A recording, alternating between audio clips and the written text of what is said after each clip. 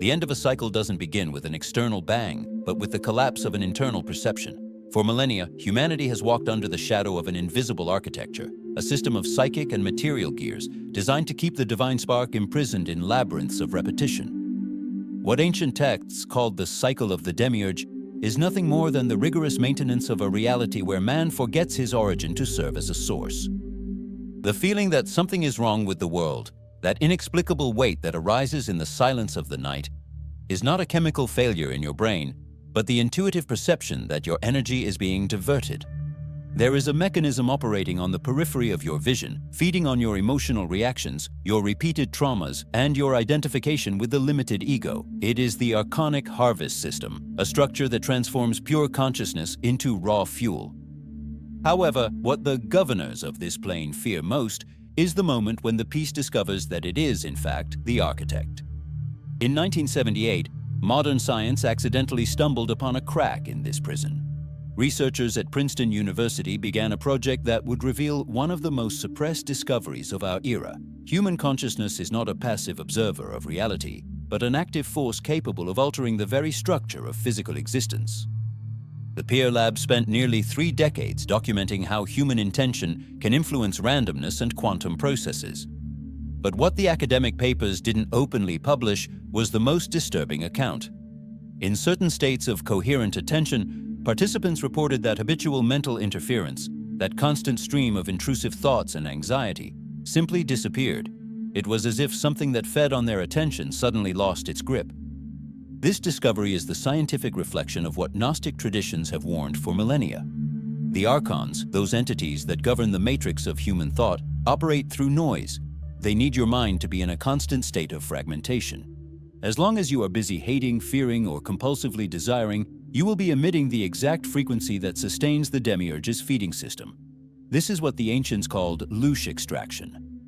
For this harvest to be efficient, you must never discover the power of your full and sovereign attention. As depth psychology intuits, that which is not integrated into consciousness returns as destiny, and the Archons are masters at projecting this destiny through your complexes and shadows. They manipulate the character you believe yourself to be, so that you continue spinning on the wheel of suffering. However, the Archons' hypostasis is clear. They are powerless against those who possess Gnosis, the direct knowledge of their true nature. This is not intellectual knowledge, but a displacement of the place of identity. You are not the mind that thinks, but the consciousness that observes thought. When this recognition occurs, the control structure crumbles, for there is no longer a target for the arrows of anxiety. The Archons lose their power when the light of consciousness ceases to disperse in the labyrinth of dense emotions and turns to its center. This is the beginning of the end of Archonic dominion over your life. Princeton science has proven that its focus has atomic weight. If intention can change machines, imagine what awakened consciousness can do to the chains that bind your soul. The prison in which we live was built with the material of our own forgetfulness. Every institution of power, every media narrative of fear, every dogma that demands blind obedience is an extension of this demiurgic architecture. They want to ensure that you never discover the state of psychic invisibility. A human being who knows their divine sovereignty becomes ungovernable and, more importantly, becomes indigestible to the parasites of the mental plane.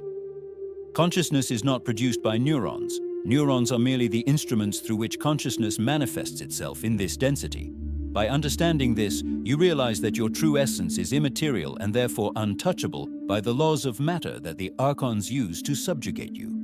They can manipulate your body, your desires, and your life story, but they can never touch the presence that observes all of this. That is why the system works so hard to ensure that you are never present. They sell distraction in the form of entertainment and anxiety in the form of information.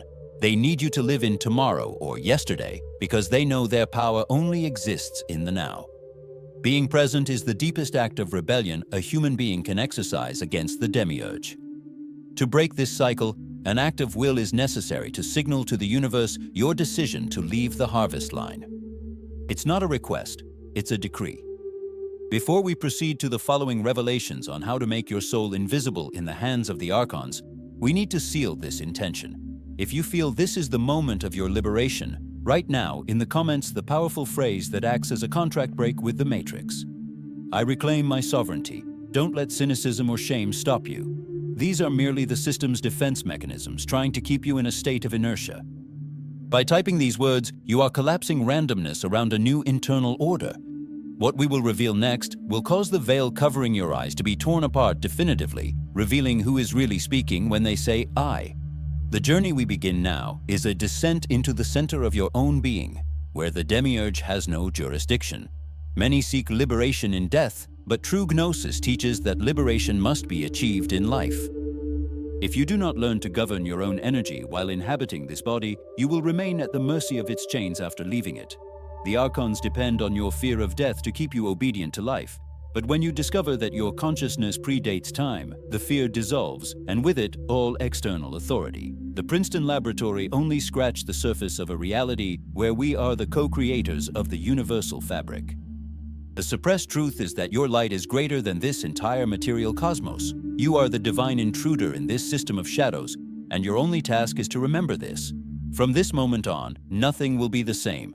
The rift has opened, and through it, the light of the pleroma, the original fullness, begins to flood your perception. Be alert, for the Archons will try to distract you right after this video ends, using small everyday problems or irritations to steal your frequency again. Stay vigilant. The cycle is ending, and your freedom begins the moment you stop offering your pain as nourishment. The architecture of the prison is not made of stone or metal, but of identification. Observe your life at this very moment. What you call I is, more often than not, a cluster of painful memories, expectations of failure, and an internal dialogue that never silences. This constant narrative running through your mind is not a random biological phenomenon. It is the most sophisticated control mechanism ever designed. How was pure consciousness, which is your essence, convinced that you are a limited and mortal being? The answer lies in how emotional energy is harvested through your most mundane routine. Imagine yourself in traffic, or in a family argument, or in front of a screen spewing out despairing news. In that instant when anger rises in your chest, or anxiety tightens your throat, something is happening outside the spectrum of your visual perception. For you, it's just a bad day. For the control system, it's a feast. The Archons, those rulers of the shadows, cannot create light, so they must steal it. They are like parasites that attach themselves to the frequency of human consciousness, but can only bite when that frequency is dense, heavy, and chaotic. That's why the world seems designed to keep you in a perpetual state of urgency and inadequacy. Consider the inexplicable tiredness you feel at the end of a workday, even if you haven't exerted yourself physically. This exhaustion isn't just the result of hours of productivity, but the residue of a harvest. Throughout the day, your attention has been fragmented and your emotions triggered by small frustrations. Every time you unconsciously reacted to a stimulus, every time you felt inferior, every time you feared the judgment of others, a small portion of your vital force was exported outside your field of consciousness. What Princeton science began to intuit about human intention has a dark side. If your intention can organize reality, your internal disorganization allows others to organize it for you. The Demiurge, the architect of this matrix, designed a world of mirrors where you never look at what you truly are, but only at the reflection of your insecurities. You were taught to believe that your value lies in what you possess, what you do, or what others think of you. This is the primordial lie. As long as you believe you are your body or your personal history, you will remain an accessible host. Consciousness is not something you have. Consciousness is what you are. The body, emotions, and thoughts are merely objects that appear within you, like clouds crossing an infinite sky. The problem is that the control system has convinced you that you are the storm, not the sky. The mystery deepens when we realize that the very notion of linear time is a tool of imprisonment. The Archons operate through psychological time. They need you to live in the past through remorse and guilt, or in the future through anxiety and fear. The present, the eternal, now, is the only place where they have no jurisdiction. In the absolute present, there is no narrative, no drama, no suffering, there is only presence. Therefore, the entire social structure is designed to catapult you out of the moment. If you can be kept in a state of worry about what will happen tomorrow, your energy is available to be drained today. It's an unexpected twist in perception. Most of your suffering is not real. It's a projection of a mind that has been programmed to simulate danger where it doesn't exist. This simulation is the Archon's grazing field. They whisper in your ears through your own thoughts, making you believe those ideas are your own. I am not capable. They are against me. The world is going to end. Do you recognize these phrases? They are the signature of the control system. They don't come from your essence, but from the layer of interference that surrounds your conscious mind. Many wonder why life seems to repeat the same patterns of pain, even when we desperately try to change. We attract the same types of toxic relationships, the same financial problems, the same creative blocks. This happens because the Archonic system uses your unresolved traumas as frequency anchors. As long as there is an open wound in your psyche, there will be an access point for extraction. They don't want you to heal your wounds. They want you to protect them, to transform them into your identity. "I am an anxious person," says the man, without realizing that by saying this, he is signing a contract for eternal feeding. You are not anxiety. You are the consciousness that notices the presence of anxiety. Do you see the radical difference? When you distance yourself from the phenomenon loses fuel. The parasite needs the host to identify with the disease. That is why liberation begins with an act of cold and precise disidentification. It is the recognition that nothing that can be observed in you is in fact you. Your name, your age, your successes, and your failures are merely costumes in a shadow play. This theater is so convincing because it uses the chemistry of your own brain against you. The reward system, the dopamine of social media, the cortisol of stress, all these are the reins with which the Demiurge leads the human flock. We live in an organic biobattery where our divine light is converted into low-frequency nerve impulses.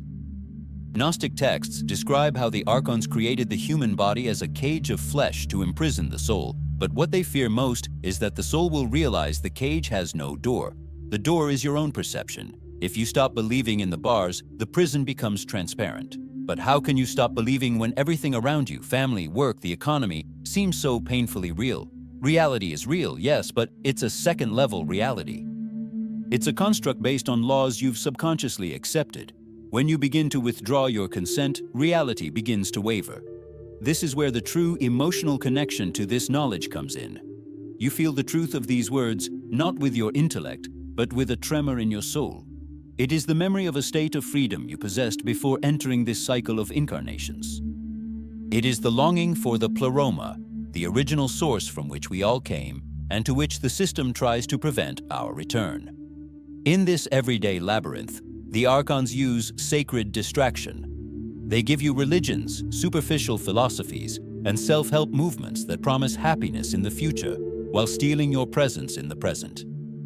They want you to seek God outside yourself, on a distant throne, so that you never realize that divinity sits at the center of your own consciousness. External authority is a reflection of your renunciation of internal authority. Every time you surrender your power of decision to a master, a politician, or an ideology, you are opening a vein for the system to feed on. The sovereignty you claimed in the previous part of this script is not a slogan. It is a state of being where there are no intermediaries between yourself and the infinite. It is the absolute refusal to be defined by any force other than your own pure consciousness. Imagine what would happen if, tomorrow, upon waking, you simply refused to accept the weight of your character. If you looked at your problems not as disasters, but as algorithms trying to elicit a reaction. Imagine observing your own anger as if it were an experiment in a Princeton laboratory, noticing how it attempts to collapse your peace into chaos. In that moment of detached observation, you become invulnerable. The Archon reaches out to pull you in, but your soul is elsewhere. It is in the space between thoughts. It is in the silence that sustains sound. This is the Demiurge's nightmare. A human being who is in the world, but is no longer of the world. Someone who plays with the rules of matter without being enslaved by them. Your routine doesn't have to change externally for liberation to begin. What changes is the observer. Where before there was a slave reacting to emotional whippings, now there is a silent majesty choosing its own frequency. The revelation we are building here is that your daily life is the ultimate battlefield. It is not in distant temples or mountaintop meditations that the Demiurge cycle is broken, but in the midst of the city's chaos, at the height of pressure, at the moment when your pain tries to define who you are. If you can keep your light burning when everything around you tries to extinguish it, you have won the game. But be warned, the system does not give up easily. As you withdraw from the harvest, the Matrix will try to pull you back through unexpected events or sudden emotional crises. It is the test of your sovereignty. It is the system trying to verify if your decree was real or just empty words. Stay vigilant. What comes next is not just theory. It is the map to total invisibility to the forces that have hunted you for lifetimes. You are about to discover that the secret to absolute freedom was hidden in the most obvious place, the one the Archons spent millennia teaching you to ignore. The emotional connection you now feel is a sign that your soul is awakening from hibernation. That pressure in your chest, that longing for something more, is not dissatisfaction. It is the pressure of light trying to break through the shell of the ego. The cycle of the Demiurge is cracking. You can no longer see the world in the same way, and that is your greatest advantage. The mystery surrounding your existence begins to dissipate as you assume the role of sovereign observer. Remember, fear is the invitation to the harvest, but awakened curiosity is the weapon of Gnosis. In the next steps, we will delve even deeper into the sacred technique of making your energy undetectable, transforming your life into a sanctuary of presence where no parasite can enter. The truth is before you, whispering through the noise of the matrix. Listen, your true name is not what is on your identity document. Your name is the observing freedom. The depth of the abyss in which humanity finds itself is not measured by physical distance, but by the degree of identification with what is transient. What conventional science calls consciousness is often confused with brain activity, but the suppressed truth is that the brain does not produce consciousness. It only limits it, like a filter that reduces sunlight so that a lamp can shine in a dark room. This is the so-called hard problem of consciousness that challenges the greatest philosophers and scientists of our era. How can physical matter such as neurons and synapses generate the subjective experience of feeling something? The answer is that it does not. Consciousness is the primordial basis of existence, the field where all neurons and all galaxies appear. This distinction is the ultimate crack in the armor of the Archons. They operate in the dimensions of matter and dense psychology, which means they can manipulate your brain, your electrical impulses, and your chemical reactions, but they can never touch the pure consciousness that observes these processes. You have been led to believe that you are the result of blind biological evolution, an accident in an indifferent universe. This narrative is designed to make you feel small, isolated, and vulnerable. However, if you look within with the precision of a psychic surgeon, you will realize that there is a silent witness within you that never changes. The body ages, emotions ebb and flow like the tides, and thoughts come and go like passing clouds. But the presence that observes all this is the same that existed when you were a child and will be the same the moment your body stops breathing. This presence is your individual Gnosis, your spark of the pleroma. As long as your attention is fixed on the objects of perception, worries, desires, the sounds of the environment, you are under the jurisdiction of the Demiurge. But the instant your attention turns to your own source, the feeding system short-circuits. The secret that institutions of power try to hide is that you possess an invisibility frequency. When you rest in this witness consciousness, you become energetically undetectable to predatory forces. They hunt through reaction. If there is no reaction, there is no trace. Imagine a predator that hunts by heat. If you cool your emotional temperature to the 0 point of pure observation, it will pass you by without seeing you. This is the state of being that ancient texts called being in the world but not of the world. It is the realization that the scenario may be chaotic, but the observer is immutable. But tell me, amidst the noise of your current life, can you identify the exact moment when your consciousness gets lost in reaction and you cease to be the witness? To ensure this exit door remains closed, the arcane system has systematically corrupted the tools of liberation. Look at what happened to meditation. Originally designed as a radical breakthrough practice, a method to shatter the illusion of the self and free the soul from the chains of the Demiurge, it has been transformed into a stress reduction technique. The system now sells you meditation so that you can be a more focused worker, a calmer consumer, and a more functional cog in the machine. They have taken the poison of truth and replaced it with a social sedative. Authentic meditation is not about making you feel better inside the prison. It's about making you realize that the prison is a mental construct and giving you the strength to break through it. The original instructions of Eastern traditions, such as the Anapanasati Sutta, did not aim for superficial tranquility, but for the complete destruction of identification with the ego. When the meditator realizes that there is no solid and permanent entity called I, the entire structure of psychological suffering collapses. And with this collapse, the mechanism by which the Archons generate and harvest loosh disappears. They need a target, someone who feels offended, someone who feels wronged, someone who feels proud. If there is no solid someone at the center of your experience, the arrows of the system pierce the empty space without encountering resistance. You become the sky, and the Archons are merely birds trying to peck at the blue without ever managing to leave a mark. Modern neuroscience has, ironically, begun to validate this ancient knowledge.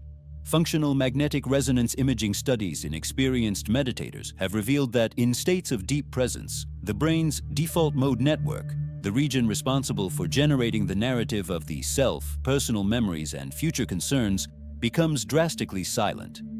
What the data reveals is that the sense of being a separate individual is merely a process generated by specific brain activity, not a fundamental fact of consciousness. When this activity quiets down, what remains is consciousness without a center, perception without an owner. And it is precisely here that the question becomes inevitable. If the self is merely a brain process that can be switched off, who are you when this process is silent? Consider what is happening in your consciousness right now as these words enter your perception. Thoughts are arising. Perhaps there is skepticism, curiosity, or sudden recognition. There are physical sensations in your body and sounds around you. All of this appears in your consciousness. But what are you aware of in all of this? Can you find the one who is conscious? When you look for the I that is listening to this, you will not find a solid entity, but more thoughts and more sensations. The subject, the true you, always remains invisible because it is not an object. It is the field where all objects appear. This recognition terrifies the demiurgic system because it cannot be turned into a commodity, controlled, or harvested. A conscious being that no longer identifies as a separate ego does not generate the unconscious emotional reactions that create the Archon's sustenance. Imagine a parasite that feeds on a specific frequency of light. If the host transforms its light into a frequency that the parasite cannot process, the parasite starves to death. The Archons feed on emotional chaos, the density of anger, the dampness of sadness, and the fire of egoic lust. They do not feed on peace, lucid observation, or detached love.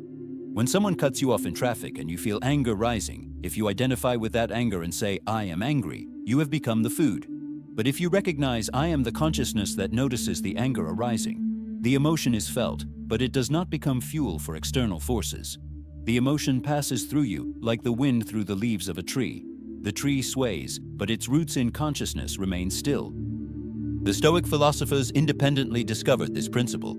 Epictetus, who was a slave before becoming one of the most influential men in Rome, taught that people are not disturbed by things, but by their views of things.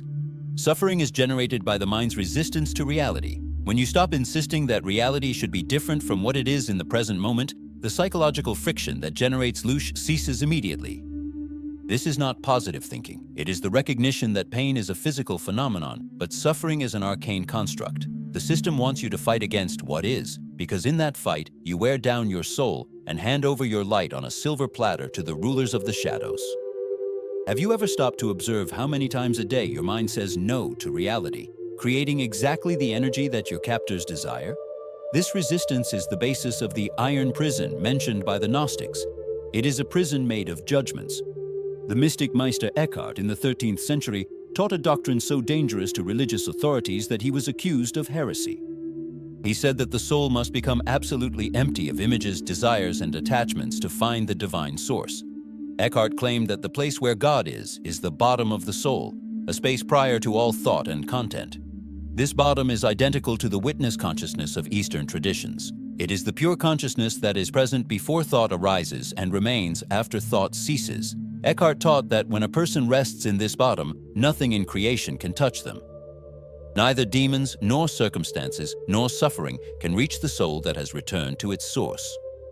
The church and the power structures of the time understood the revolutionary implications of this. If an individual can access the divine directly, without intermediaries, without priests, without rituals, and without obedience to an external authority, the entire control system collapses. Therefore, his works were suppressed and his name tarnished. The pattern repeats itself throughout history. Whenever a master emerges who reveals the direct path to liberation, the path that bypasses all control systems, that master is silenced or his message is distorted to create a new religion that serves only to enslave seekers once more. Truth is a threat to the harvest. Mansur al-Hallaj, the Sufi mystic, was executed for proclaiming his union with divine reality, because a soul that knows itself to be divine is ungovernable. Absolute invisibility before the Archons is not an achievement, but a revelation. You are already free. but you have been hypnotized into believing you are the prisoner. Your energy is harvested because you offer your consent through unconscious identification. The secret they don't want you to know is that the cell door was never locked from the outside. It is kept closed from the inside through your belief in the reality of your ego. By questioning the nature of the self, you are removing bricks from the prison wall. Each moment of conscious presence is an axe blow to the chains of the Demiurge. But this process requires courage, for it means letting die the character you have spent decades building. Are you willing to be nobody to become the all? To make this knowledge practical and transform this video into a real action tool, we need to look at the voice inside your head. Almost all human beings live in a state of mental possession, believing that the inner narrator is their own identity. This narrator judges, complains, fears, and criticizes. But if you can hear the voice, who is listening? The listener is you. The voice is merely a phenomenon occurring. If the voice stops now, you continue to exist. If the voice speaks Greek and you don't understand, you are still there. The voice is the radio. You are the space where the sound propagates. Understanding this deeply is the end of the Archons' power over your psyche. Now, I propose a brutal exercise in honesty that will serve as a wake-up call for your conscience. Look at your life and the thoughts that torment you most. What is that voice, that thought pattern that steals your energy the most and that you still believe to be your own voice? Describe this mechanism, or simply acknowledge its presence in the comments below. By doing this, you are objectifying the predator, removing it from the shadows and placing it under the light of consciousness. The engagement question I leave you with is, what thought or emotion most easily makes you forget that you are the silent witness and drags you back into the role of victim of the Demiurge's cycle? Share your experience, because by verbalizing the control mechanism, you begin to dismantle it. What we will reveal in the next part will take this immersion to its limit. We will discuss surprising data about the transition of death and how consciousness trained in presence can navigate the post-death states without falling into the reincarnation traps that the system uses to keep souls in a perpetual cycle. The training begins here, in the now. Every second of presence is a preparation for the final moment of liberation. You are not a prisoner trying to escape. You are a sovereign awakening from a dream of enslavement. The light of the pleroma is shining through the cracks in your mind. Do not close your eyes. The end of the cycle is not a future promise, but a reality that manifests the instant you decide to stop offering your light as food for the shadows. The feeling that the world is a staged scene, a play where the actors have forgotten their lines and are now improvising under an invisible anguish, is not a delusion, but a symptom of awakening. As consciousness detaches itself from identification with the character, the veil of the matrix begins to show flaws, small cracks through which the light of raw reality seeps in. There are moments in almost every human being's life when randomness seems suspended, giving way to a strange, often dark, order. These are called negative synchronicities, improbable events that occur precisely when you are about to make a decision of liberation. You decide to change your life, you decide to silence your mind, and suddenly the world around you seems to react to stop you. Appliances break down, conflicts arise out of nowhere, a wave of paralyzing fatigue hits you. For the Gnostic view, these are not biological or technical accidents, but the Demiurge's security system being activated to bring the herd back to the frequency of control. Accounts from individuals who have undergone near-death experiences provide data that conventional science prefers to file away as hallucinations due to lack of oxygen. However, the pattern of these accounts is disturbingly consistent with the warnings of ancient texts about the Archons. Many describe encountering a grid of light or a network enveloping the planet, an energetic barrier that seems to filter souls. Others report encountering benevolent-looking beings who use guilt and a sense of duty to convince them that they need to return, that they have not yet finished their mission, a mission that invariably involves more pain, more learning cycles, and consequently, more generation of emotional energy for the system. What Gnosis reveals is that true freedom lies not beyond the tunnel of light, but in the capacity of consciousness to recognize that no external authority, whether physical or spiritual, has jurisdiction over the divine spark. The mission imposed by the rulers of this world is often merely a renewed feeding contract under the guise of spiritual evolution. The structure of time is the most curious tool of this imprisonment. Notice how your perception of time accelerates when you are distracted by futile entertainment and how it drags when you are suffering or anxious. Time is not a physical constant, but a psychological resource that the Archons manipulate to maximize their harvest. They need you to feel that you don't have time, that you are always late, always indebted to the future. This artificial urgency keeps the nervous system on high alert, producing cortisol and adrenaline, the dense chemistry that forms the basis of the louche. Improbable accounts of temporal distortions, where hours seem like minutes or where the world seems to freeze in moments of crisis, suggest that consciousness has the power to break the Demiurge's metric. When you enter a state of absolute presence, linear time collapses. You leave the energy production line and enter the verticality of being, where the Archons cannot track you. Consider the nature of thoughts that arise out of nowhere. You are at peace, and suddenly, a memory of humiliation from 10 years ago surges forth with the force of a punch to the gut. Why now? Why this specific thought? Archetypal psychology suggests that it is not we who think thoughts, but thoughts that think us.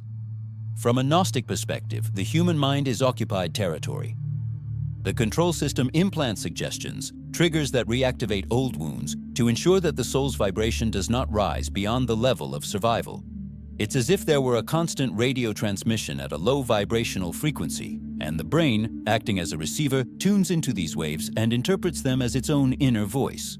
Awakening begins when you perceive the difference between the transmission and the receiver. You are not the radio, you are the space where the sound happens. Surprising data from studies on digital attention reveal that the design of modern interfaces uses the same retention principles as casino machines. The goal is to create self-forgetfulness. As you swipe your finger across the screen, your consciousness is captured by an endless succession of stimuli that generate small doses of dopamine followed by mood dips. This modern cycle is the technological version of the ancient archonic distraction. They no longer need temples or sacrificial rituals to harvest energy. They only need you to surrender your attention to an algorithm that knows your weaknesses better than you do. The algorithm is the physical manifestation of demiurgic intelligence, a cold, imitative, and purely mathematical intelligence that seeks to organize human life into predictable patterns of consumption and emotional reaction. Every time you resist the impulse to seek external distraction and turn to inner silence, you are sabotaging the central cog of the matrix. There are accounts from practitioners of deep meditation describing visual encounters with these shadows on the periphery of consciousness. They describe shifting geometric shapes or figures that seem to dissipate when observed directly with the light of mindfulness.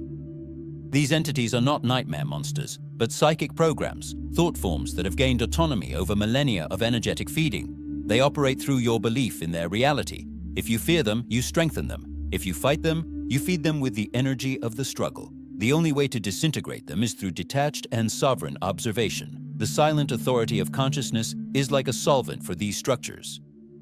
When you look at anxiety not as a problem to be solved, but as an object being projected onto your mental screen, the projector loses fuel.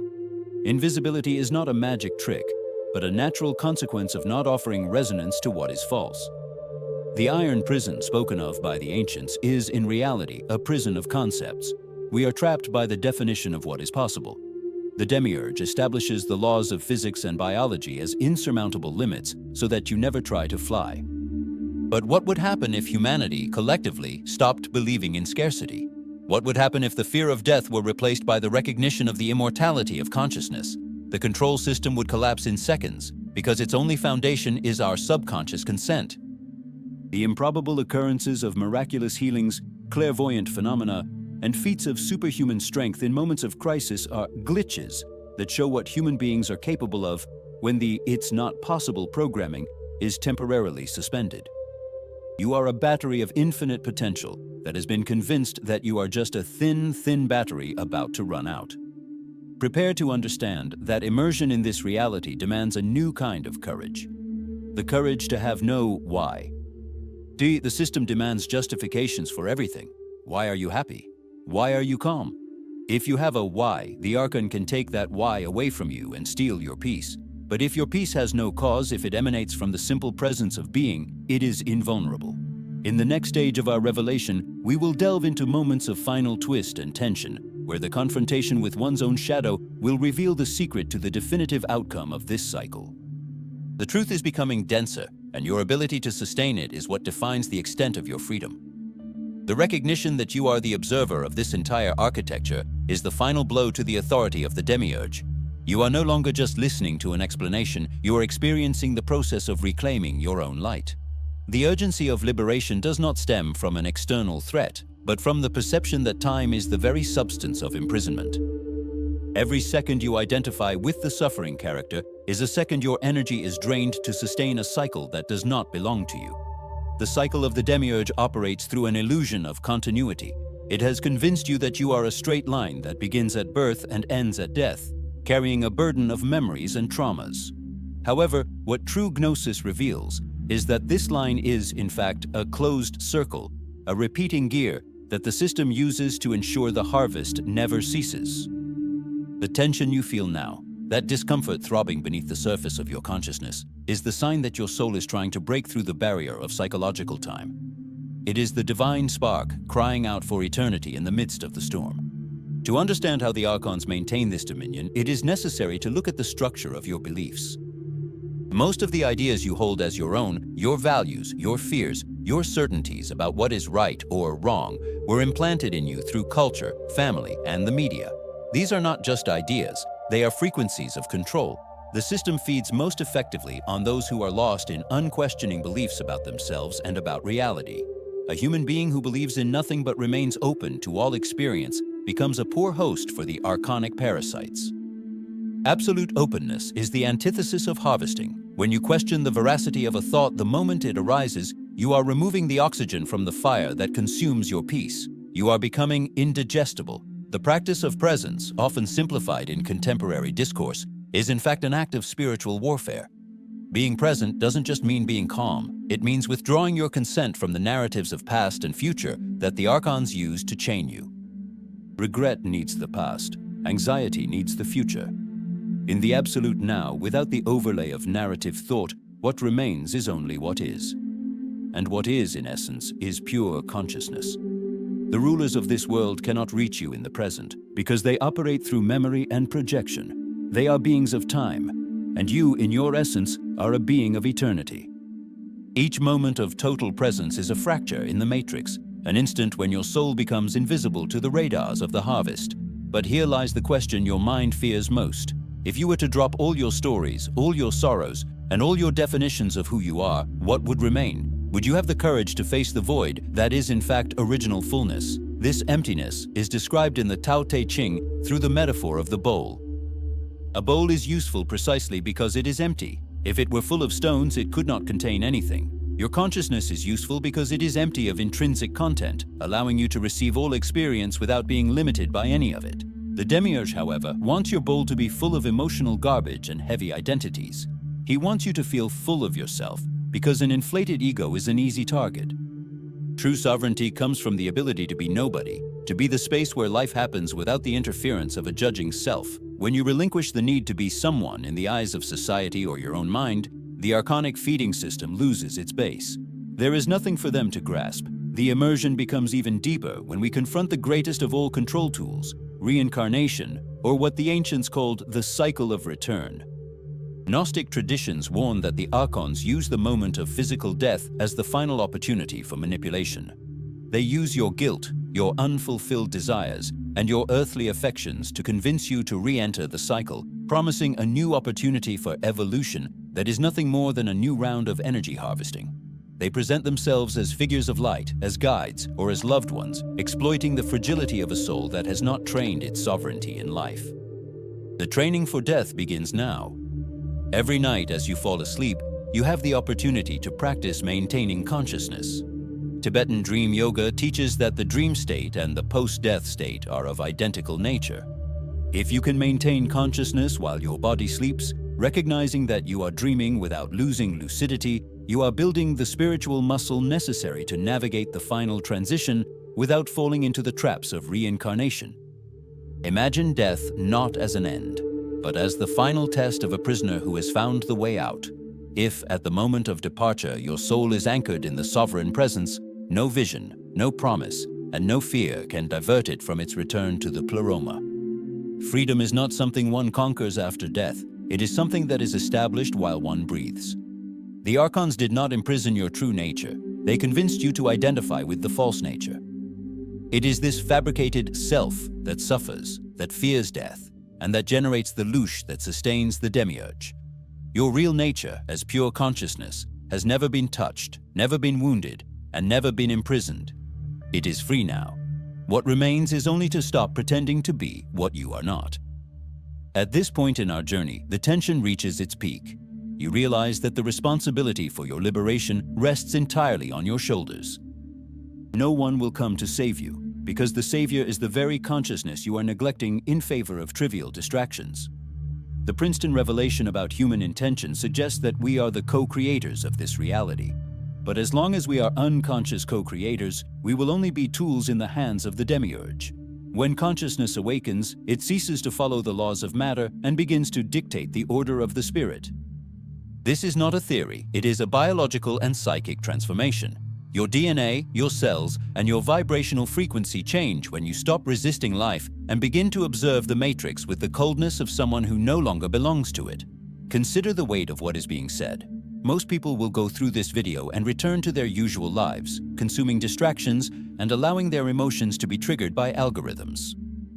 But you who have come this far no longer have that option. The seed of Gnosis has been planted. The discomfort you feel is proof that the lie can no longer sustain you. The system will try in the coming hours to create a crisis, an irritation, or a sudden worry to pull you back to the frequency of louche. This is the moment of testing. When the provocation arises, remember, you are the witness. Don't get into character. Observe the Archon trying to fish for your attention and simply don't bite the bait. Victory is not a fight. It is a refusal to fight on the enemy's terms.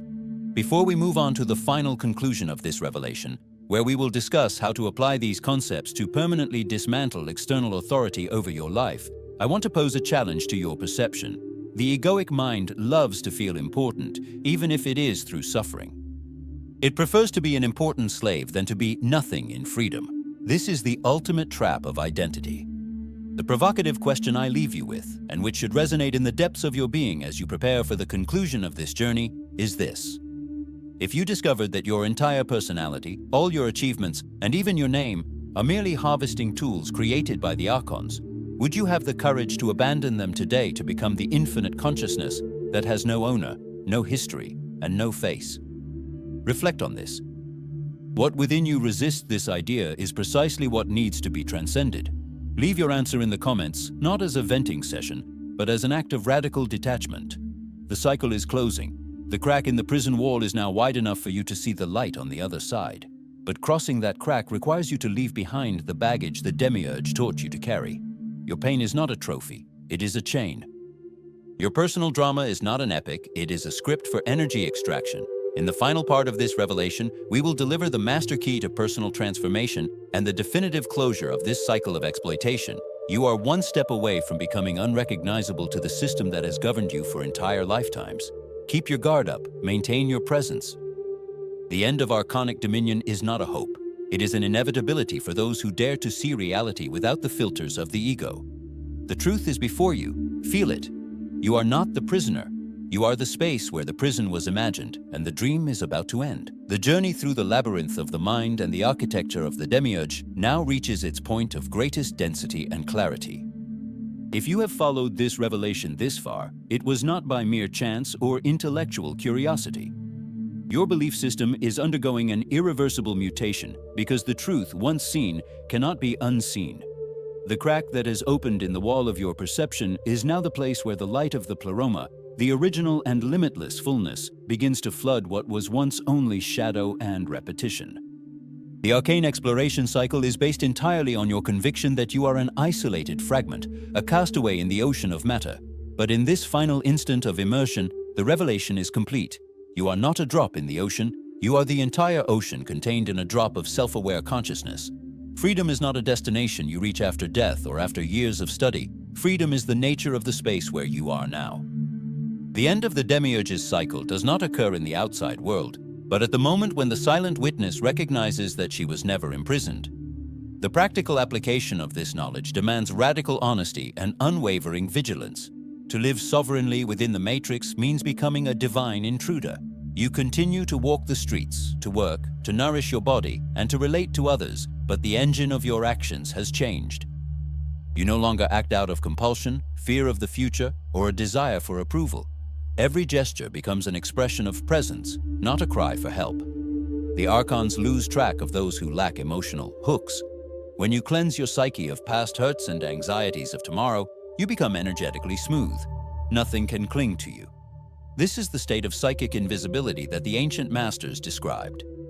In the midst of a collective emotional storm, you remain like the eye of the hurricane, motionless, lucid, and untouched. This is the true power that Princeton science glimpsed, consciousness, which upon stabilizing itself, effortlessly orders the reality around it. Imagine the impact of a life lived from this foundation. When sadness arises, you allow it to manifest, but you don't become the sad one. When joy arrives, you celebrate it, but you don't become the euphoric one. You are the space where these inner climates occur. This disidentification is the end of Lucia's harvest. Without a solid self to suffer, emotional energy doesn't condense. It remains fluid and returns to its source.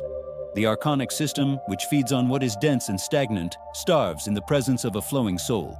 Your life transforms into a sanctuary of observation, and as you stabilize this state, you will realize that external reality itself begins to soften. Conflicts that seemed insoluble lose their power. People who tried to drain you naturally move away, and new opportunities aligned with the frequency of your sovereignty begin to manifest. The conscious observer not only sees the world, he collapses the infinite possibilities into the best version of existence. The personal transformation we propose here is the definitive end of the victim role. The Demiurge needs you to feel small so that he can govern you. He needs you to believe in scarcity, competition, and the need for constant struggle. However, when you rest in the depths of the soul, as the mystics said, you discover that you possess everything because you are the very consciousness that contains the all. The need to have is replaced by the fullness of being. A human being who desires nothing and fears nothing is the nightmare of any control system. If you cannot be threatened by loss nor seduced by gain, you are truly free. This is Gnosis in action. It is the courage to walk through life without the crutches of egoic identity, trusting in the inner light that guides you with mathematical precision through every challenge. The closing of this cycle of revelation invites you to a commitment to your own light. You have already seen how your mind has been programmed, how your emotions have been harvested, and how your attention has been fragmented. Now, the choice is yours. You can close this video and allow the routine to swallow you again, returning to being an organic battery for the shadows, or you can decide that this is the day the contract of slavery has been torn. Sovereignty is a muscle that is exercised with every breath. It is the choice to be present when the mind wants to flee. It is the choice to be loving when the ego wants to hate. It is the choice to be truthful when the world invites lies. By making these choices, you are building the pleroma here and now, transforming your material existence into a portal to the divine. The atmosphere of mystery that has accompanied us until now dissolves into the clarity of awakening. You are remembering who you truly are. The feeling that you are learning something new is, in fact, the soul shaking off the dust of millennia of forgetfulness. The cycle of the Demiurge is ending for you because you have stopped resisting. You have stopped fighting the shadows and simply turned on the light. And shadows, by their very nature, cannot coexist with light. They are not evil in a moral sense. They are merely the absence of consciousness. By bringing consciousness to every dark corner of your psyche, you redeem your world and liberate the energy that was previously imprisoned. This is the great work of human alchemy, to transform the lead of material identification into the gold of spiritual presence. As we conclude this journey, look back and see the beauty of the journey. From the laboratories of Princeton to the deserts where the Gnostic texts were buried, everything pointed to this moment. The moment when you look in the mirror and see not just a face, but the infinite observing itself. You are the divine intruder who came here to break the spell of forgetfulness. Your life is proof that the control system is not absolute. There is a way out, and that way out is within. Do not seek saviors in heaven or leaders on earth. The throne of authority is empty, waiting for you to sit upon it and govern your own existence with wisdom and compassion. This video is a call to action, but an action born from silence. We ask that you carry this knowledge with you, not as a theory, but as a fragrance that permeates each of your interactions. Be the living example of freedom. Show others, through your unwavering peace, that the world of shadows no longer has power over you. Gnosis is not something spoken, it is something emanated. And when a spark ignites, it naturally invites others to awaken. The end of Archonic dominion is a chain reaction that begins with a single human being who refuses to be a slave. That human being is you. We have reached the end of this immersion. Thank you for allowing the voice of Gnostic mind let it resonate within your inner space. If these words awaken something profound in you, if you felt the veil thin a little, we ask that you leave your mark of presence. Like this video so that the algorithm, this modern tool of the Demiurge, is forced to deliver this light to more seekers. Subscribe to the channel to continue receiving these revelations and to strengthen our community of sovereigns. And finally, leave a comment below. It can be an account of your experience, a reflection on your journey, or, if you prefer to maintain your privacy, a simple point of light. Your comment, even anonymous, helps anchor this frequency in the collective network and shows that we are not alone on this journey. Remember, the Archons lose power when you become conscious. They hide the truth because they know that your awakening is the end of their reign. But the secret has been revealed. The cycle of the Demiurge is closing. The door is open. The pleroma awaits you. Live in presence. Live in sovereignty. Live in Gnosis. The dream is over. You are awake.